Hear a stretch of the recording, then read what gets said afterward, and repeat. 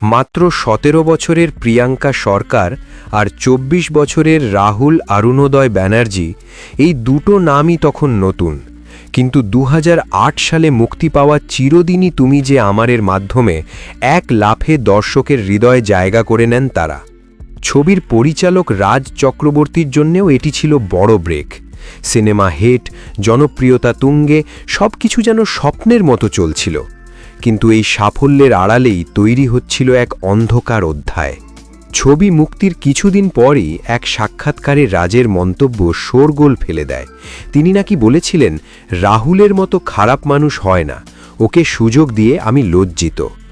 এই বক্তব্য এক তরুণ অভিনেতার উপর কতটা প্রভাব ফেলতে পারে সেটা সহজেই বোঝা যায়। পরবর্তীতে নিজেই সেই সময়ের কথা বলতে গিয়ে রাহুল জানান, এই মন্তব্য তাকে মানসিকভাবে ভেঙে দেয়।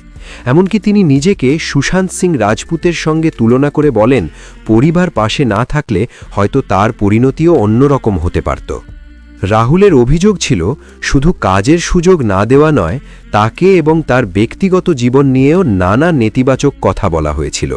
এমনকি প্রেম আমার মতো প্রজেক্ট থেকেও তাকে সরিয়ে দেওয়া হয়। আজ রাহুল আর নেই, কিন্তু তার জীবনের সেই দগদগে অধ্যায় আবার সামনে এসেছে। প্রশ্ন উঠছে, একজন নতুন অভিনেতার প্রতি এমন আচরণ কি শুধুই ব্যক্তিগত মতবিরোধ, নাকি ইন্ডাস্ট্রির অদেখা কঠিন বাস্তব? স্মৃতি মুছে যায় না, আর কিছু কথা থেকে যায়, ঠিক সেই বাজে ছেলে মন্তব্যের মতোই, যা আজও তাড়া করে বেড়াচ্ছে এই গল্পকে।